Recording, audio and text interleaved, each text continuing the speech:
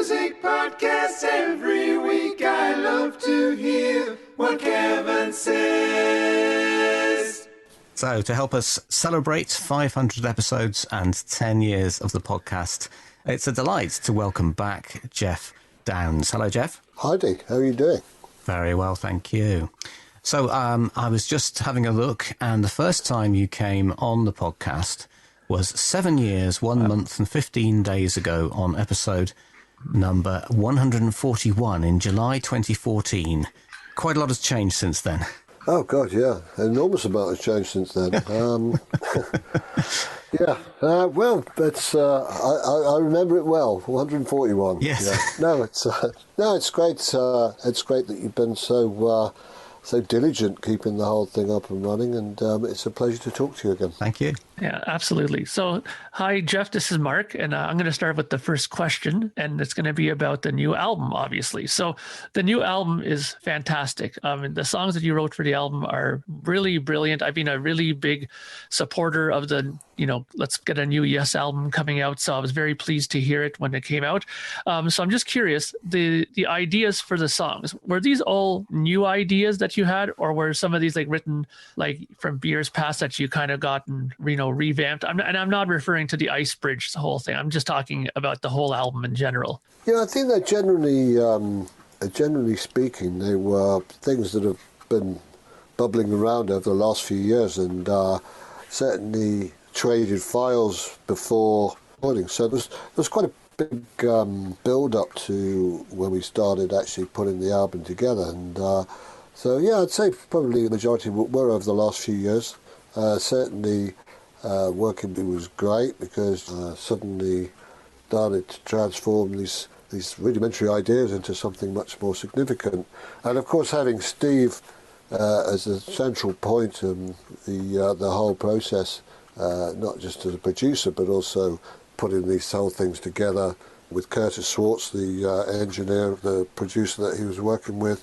It's actually turned out really well. I think that we did have an opportunity to get together on some occasions at Curtis's studio, but as I say, the majority of it, certainly with regard to the rhythm section of Billy and Alan, because of the whole pandemic thing, they had to do their parts remotely. But it's a way of working that I've come to terms with doing a lot of stuff with Chris Braid over the last 10 years. So Chris was always, up until recently, was based in LA, and I was based in the UK. So to me, it was not such a big shift. I think maybe for the other guys, it's something that was not a usual way of working for Yes, but at the same time, it seems to be the way that a lot of people are making music these days. Yeah, absolutely. So one huge change this time, of course, your previous 3 Yes albums were with Chris Squire. So Drama, Fly From Here and Heaven and Earth.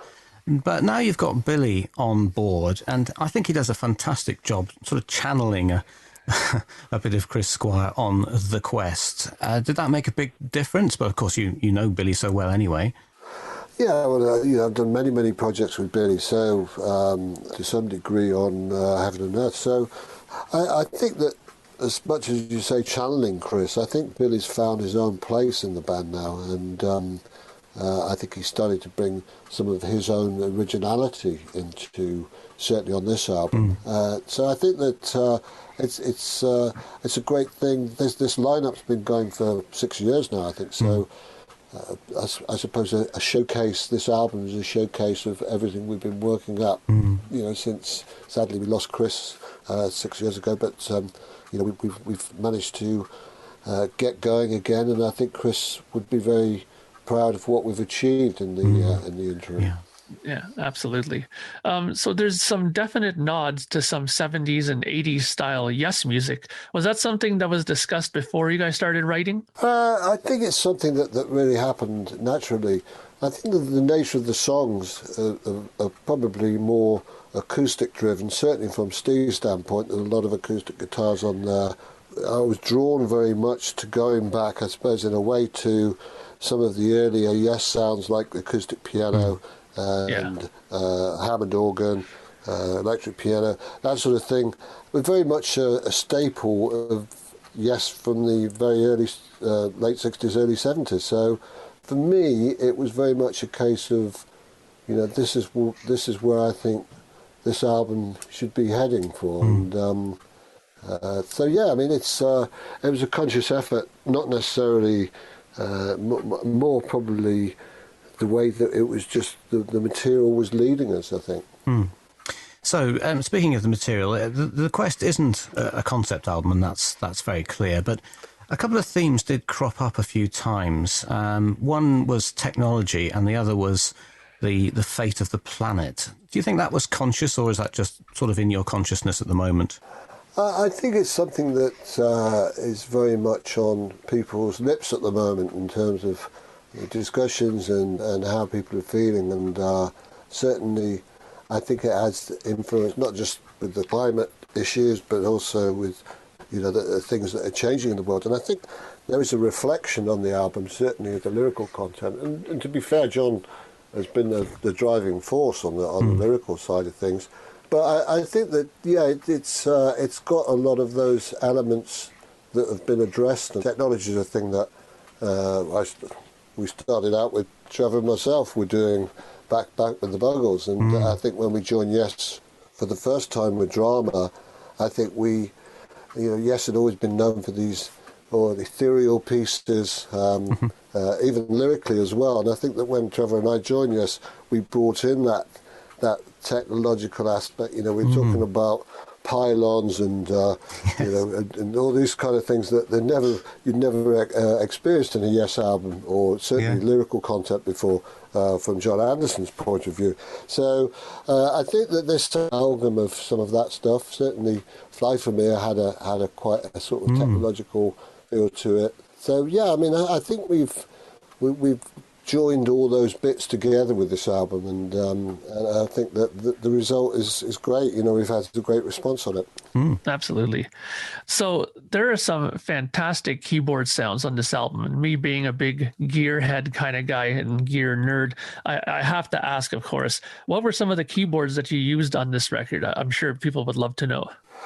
Well, as I said, I was looking back to some of those early Yes things, and there were essential instruments that work in Yes and instruments that don't. And I think that from a keyboard standpoint, Hammond organ, when you think about those early Tony Kaye records with that big gritty Hammond, and then even going through towards Patrick Moraz with the mini Moogs and that sort of thing, electric pianos. So I wanted to grasp all of that stuff really in a lot of ways, and so the basis of it is really around those kind of instruments. Certainly some of the synths, mini Moog sounds, and that kind of idea. I wanted to incorporate on that because those are the kind of instruments really that work in Yes's music, particularly with Steve's style of guitar playing. I think that, I've worked with Steve, as you know, for 40 years on and off with various projects, including Asia, and I think that marriage of keyboards and Steve's guitar style, obviously he's much more of a virtuoso than my role is much more as a supportive element. So you have that and an orchestral sound textured element of the things that I bring into the equation.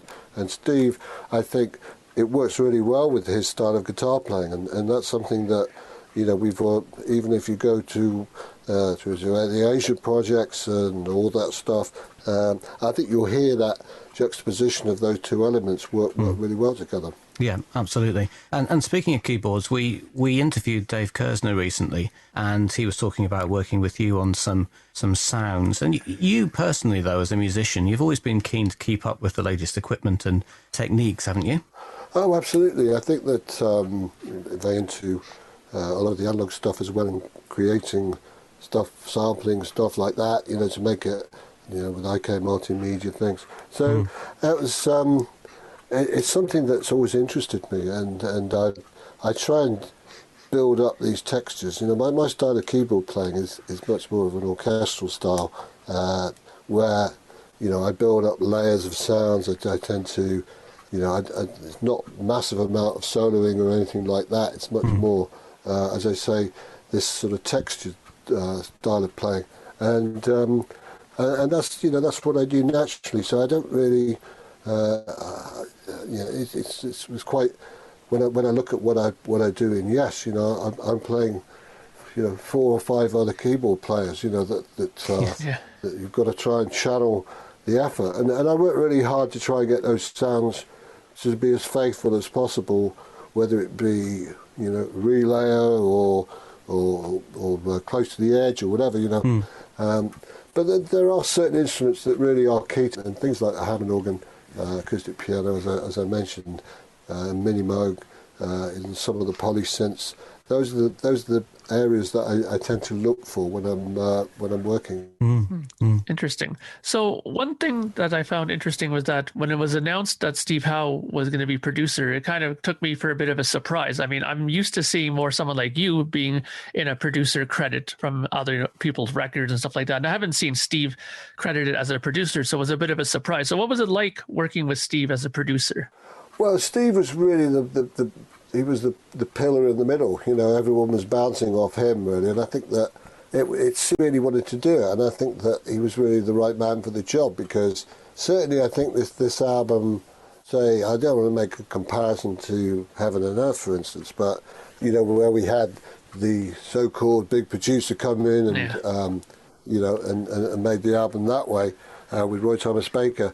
I think we felt that this lineup has been together so, as probably the longest Yes of all.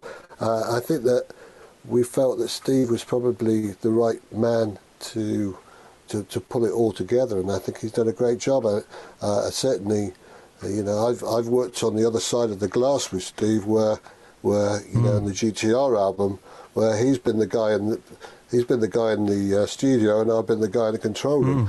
Turn that around this time, and certainly when I was recording some of the organ parts or the acoustic piano parts, having Steve there was really was really great. And I think this album has got what I think Steve was very conscious of was that we would make it sound really nice. It would be nicely recorded. It would sound great in 5.1.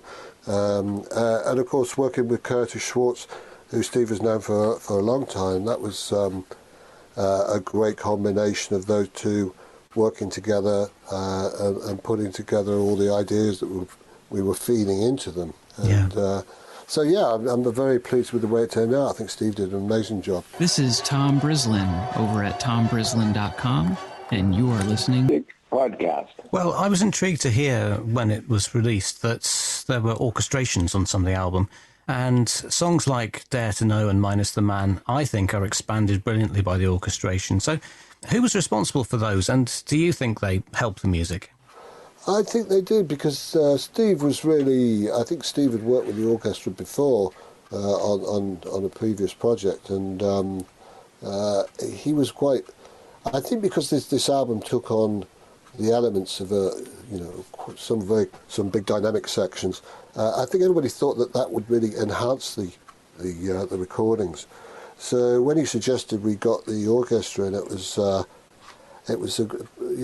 think everyone just went with it and said, yeah, that's great. And I think that it adds another dimension. If you look at Yes's history, then there haven't been many occasions where they've used orchestras. I think you'd go back to Time and a Word, No Opportunity Necessary, with the big country theme come flying in. And then, of course, I suppose Magnification and the symphonic tour as well. So Yes has had that orchestral element, I think, albeit coming from keyboards or real players. But I think in this instance, it really lends itself to having a nice big fat orchestra on there. Yeah, I really do love it. Yeah, it's not overplayed. I think that doesn't become an orchestral album, so everything's overblown with orchestral instruments. I think it's nice to have the features that come in where you can really hear it's the orchestra, and then then it drops back, and you've got the band carrying on doing their bit, and So it's a very interesting combination, and it's something that I was very pleased with when I heard the results. I thought, wow, this is great. Yeah, absolutely. Fantastic. So I have to ask, because it's been on my mind since I've heard this record, and that is, what is your favorite song from this album, and which songs do you think from this album will translate well on a live stage? It's a difficult one, really, because I think that you can't really just pick songs off and say, well, or you go out there and say, well, this is our new album, we're going to play it from beginning to end. You have to be selective, and certainly I think the Ice Bridge would be a great track to play live because I think it's dynamic. I think some of the the softer elements like Dare to Know, I think music is dynamic. Even if you look at some of the stuff that Steve played off Tomato or whatever. Sometimes it requires that real subtle, simplistic element almost, and then all of a sudden you have this, this gargantuan sound come in, and this glorious major chords everywhere, and that's really what Yes is about. It's not about maybe if you look at the Heaven and Earth album, maybe it was a bit too linear for Yes's music, and I think that possibly I wouldn't say it suffered, because I think there's some great moments on Heaven and Earth, but certainly if you go back to the albums I've been involved with, there have always been those intense tracks, and then all of a sudden you get this very down section, which is very earthy and very natural, and then it explodes again. And I think that's the beauty of Yes music, is that it has those dynamics in it that really make it work in a live context, because the audience goes on a journey. They're not just sort of a succession of songs. Like I mean, I would no disrespect, but if you go and watch, say, the Eagles, you're always going to get pretty much song after song, which is not, with a pretty much similar, not arrangement, but a similar texture. And I think that we try and shy away from that in Yes, in that we can juxtapose animated pieces against these very tender and subtle sections. Yeah. Well, I do think that's been a triumph on this album. Yeah, one of the things I like best about the Ice Bridge is the second section, where we have that interplay between you and Steve. Was that something that you worked out in the studio, or beforehand? No, I think we thought that it was nice to have that dueling banjos or dueling keyboard, whatever it was. Yeah, something dueling anyway. But yeah, it was. It was a great thing, and I think that we'd been talking about this for a long time, but it would be really nice to have that kind of, the two instruments firing off of each other, and it seemed the perfect setting, really, when we got to the end section, and it was just sort of grooving around on that feel, and then we thought, well, why don't we have a go and see if we can blow each other off the stage, So yeah, I mean, it's great. It's not something that I would normally be drawn to do, as I said before, because I'm less virtuoso, I'm more textured. But certainly that was a nice opportunity to stretch out and do something that it is a very Yes thing to do, really, in many ways. Absolutely. Yeah. Well, I really like it. Yeah. So the adding of the 3 bonus songs, I thought, was an absolutely brilliant idea. I mean, the more Yes music, the better, of course. But was there a reason why these 3 songs were not put on the main album proper? Was it like an album length situation? I think that had something to do with that. I think that we didn't want to. Some people go in the studio and they'll put like 14 tracks on a CD, and I think, these are not they're not particularly long pieces by any stretch of the imagination. But having said that, I think it was nice to they have a slightly different feel in many ways from the rest of the album, and I think the 8 tracks that we've got on the album per se really does shines a light back to the days of the vinyl, where you have you play that side and you enjoy it, and then you turn the vinyl over and then you play that side. So there's not this cherry picking of ideas that people do nowadays when they'll dot around and they'll compile things on their iPads or whatever. It's much more of I suppose a concept of looking back a bit and seeing how those Yes albums were put together. I often spoke to Chris about this. I said, well, how did you do that? And he'd say, well, he was always very conscious about having a track that related to the next one, to a different key, to a different mood. And I think this was all part of the dynamics of how Yes created their early music. And so if you listen to a lot of their albums, they've got that I suppose the key differential, things don't start in the same key, they come in different. There's different moods and swings, all within the compass of that one side of an album. So that was very much the idea behind it. And I think the other 3 tracks that we put as a bonus were they don't sound like bonus tracks, but I think that it wouldn't have been the same kind of album had we done it that way. Yeah. Well, one of those that I particularly wanted to ask you about was the Mystery Tour song. Yeah. And it's such a great fun song to listen to, the Beatles tribute, of course. Yeah, I wasn't so sure about it when Steve came up with the idea, and I said, well, yeah, I mean, we all love the Beatles, there's no doubt about it. We've all been heavily influenced by the Beatles. But I think part of it as well is a nod maybe to Alan's connection with John Lennon as well, so that, on the last tour we played Imagine, and we had permission to use the footage of John Lennon recording that with Alan. So it's a nice connection. I think that you can't get away from the fact that we've all been influenced by the Beatles, and it's a big nod in that direction. Excellent. Yeah, it's really good fun and very enjoyable listen, that one. So what do you think about the large number of different formats that this release is getting from Inside Out Records? Well, I think Inside Out have really, they've really pushed the boat out on this one. They're a great label, fantastic to be with a label like that, and for Thomas Raber's a great visionary with progressive music, and I think that people really appreciate the different formats that you put out, whether it be with coloured vinyl or 5.1 mix or Blu-ray or whatever. It's nice to have all these alternatives that people can more from a collector standpoint. And I'm not saying that we do it so that we get everyone to buy multiple copies of the album. It's not a marketing ploy like that. I think it's more of a nice thing to do for the fans, and certainly Inside Out are very, very good at it, and we're very happy to be with that label. Fantastic.